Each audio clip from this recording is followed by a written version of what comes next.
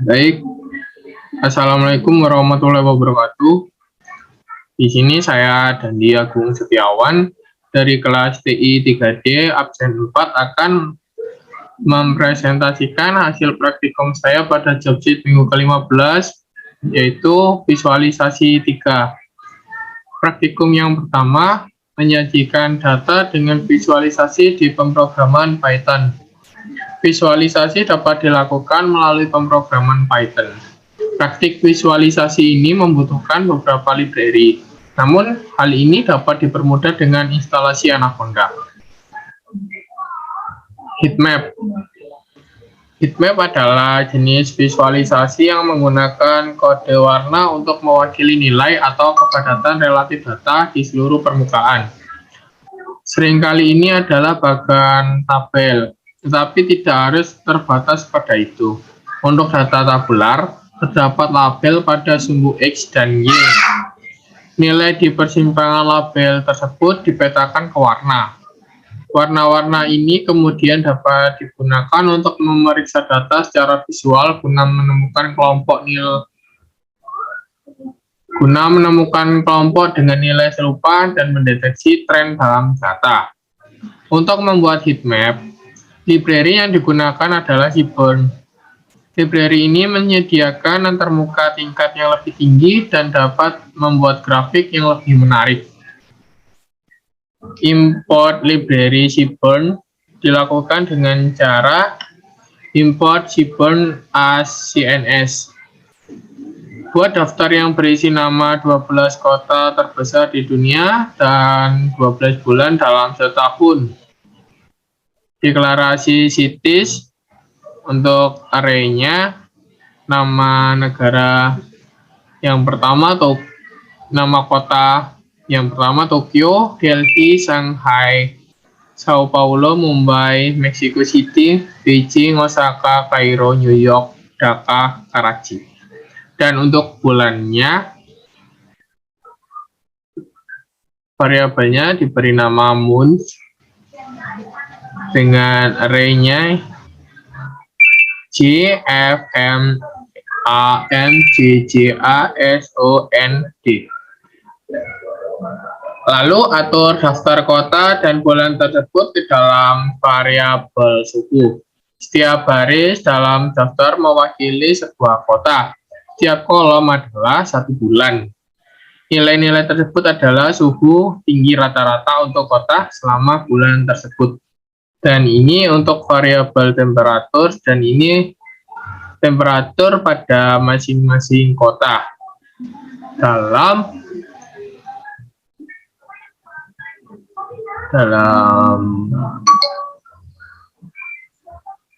bulan, dalam daftar kota dan bulan. Panggil fungsi cns.heatmap. Untuk membuat heatmap, data suhu nama kota diset sebagai label Y, dan singkatan bulan dengan label X.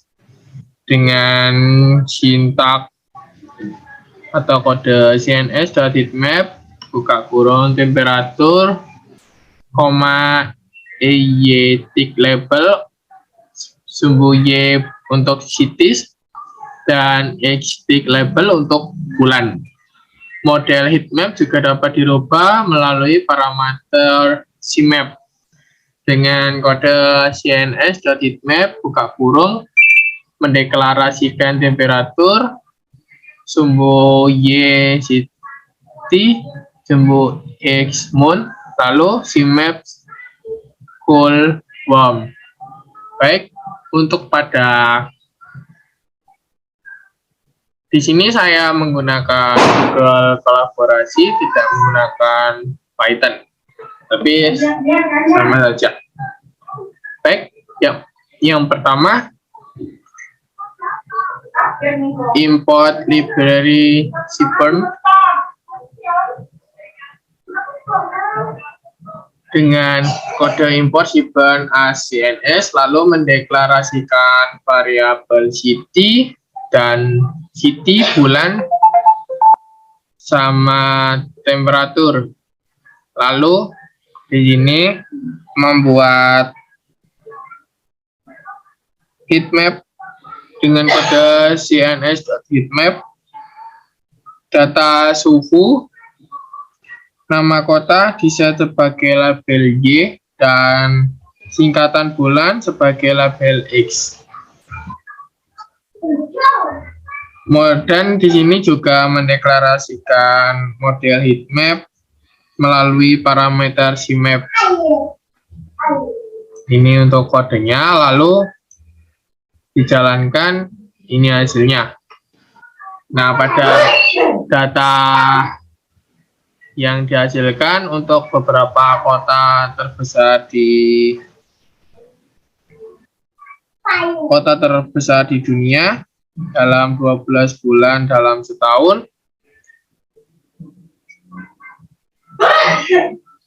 Untuk yang biru ini menandakan bahwa suhu kota tersebut sangat dingin, dan apabila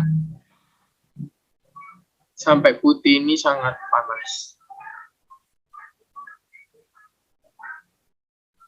Lalu praktikum yang kedua, visualisasi statistika histogram. Histogram adalah salah satu visualisasi yang cukup penting untuk memahami distribusi data. Histogram dapat dibuat melalui library Pandas, di mana secara umum plot histogramnya hanya membutuhkan satu dimensi data, karena jumlah nilai atau kumpulan nilai ditunjukkan secara serial. Pandas dataframe.his akan mengambil data frame dan menampilkan plot histogram yang menunjukkan distribusi nilai dalam satu seri.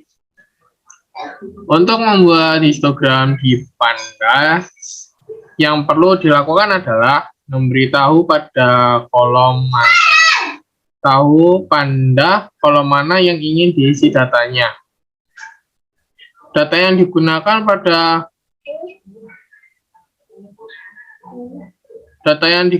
pada praktik kali ini adalah data automobile pada link berikut. Lalu, misalkan data yang akan divisualisasikan secara histogram adalah data pada kolom price. Maka pembuatan histogramnya adalah sebagai berikut.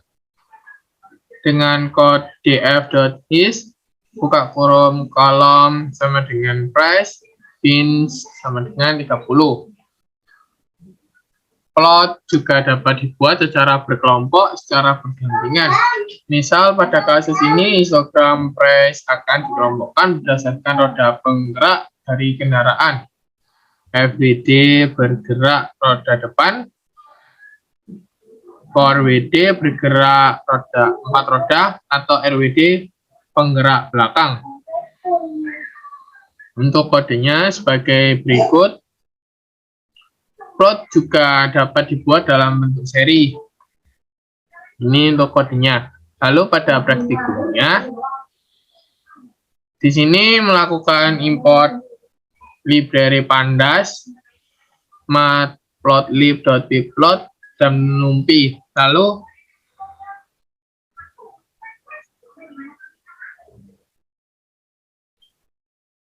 melakukan load data pada link berikut. Format filenya .csv. Lalu df_read_csv ini untuk membaca data file csv-nya, lalu data df.head. Lalu ini untuk datanya berhasil diimport. Lalu melakukan visualisasi secara histogram pada kolom price. Melakukan visualisasi secara histogram pada kolom price. Ini kode untuk pembuatan histogramnya. Lalu ini hasilnya. Lalu plot juga dapat dibuat secara berkelompok secara berdampingan. Ini untuk kodenya. Menghasilkan 3 histogram untuk data FWD bergerak roda depan, FWD bergerak pada roda depan, for WD bergerak 4 roda, dan RWD penggerak belakang. Lalu untuk yang kode ini perlu dibuat dalam bentuk seri.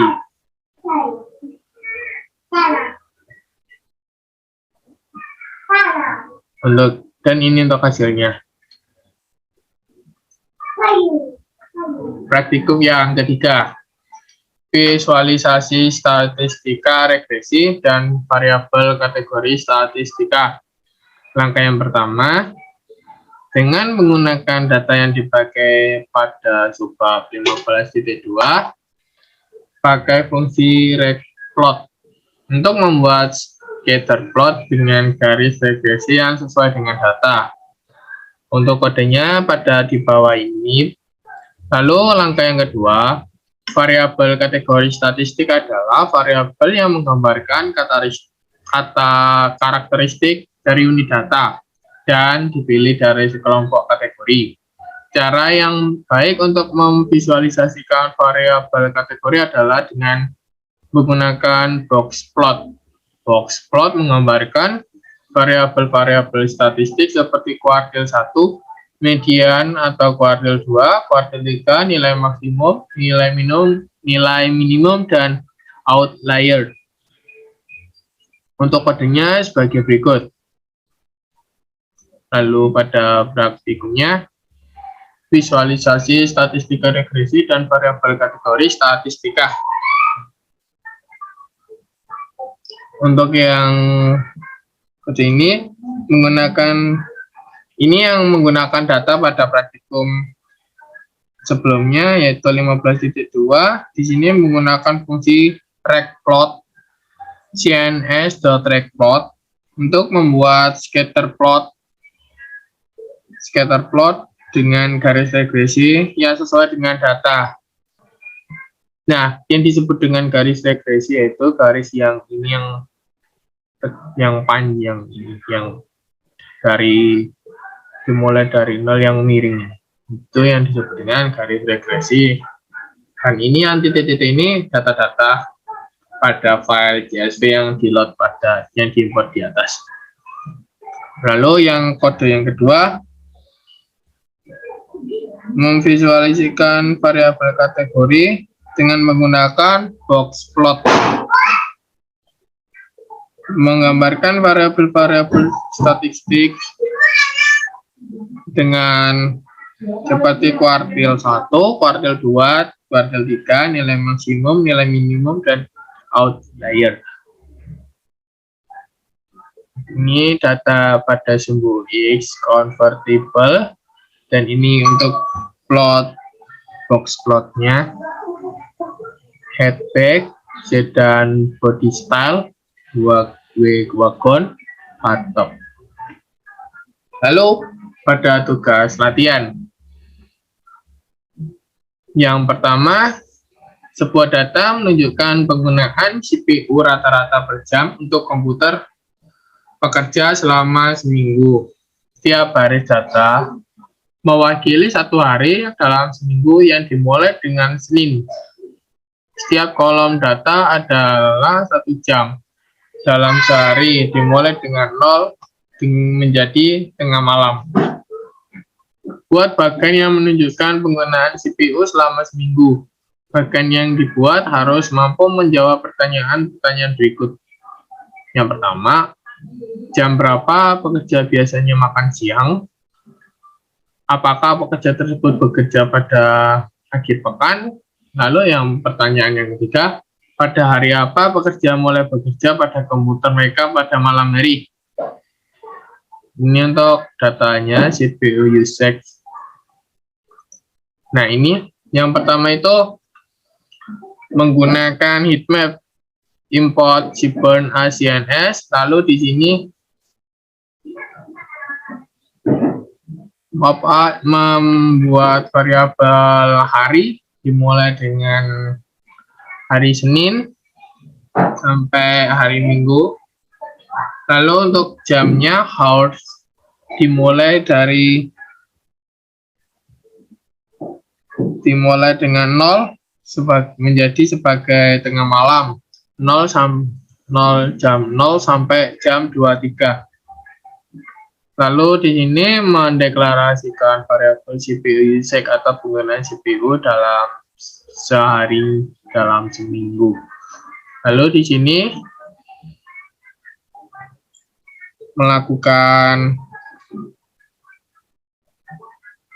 memanggil fungsi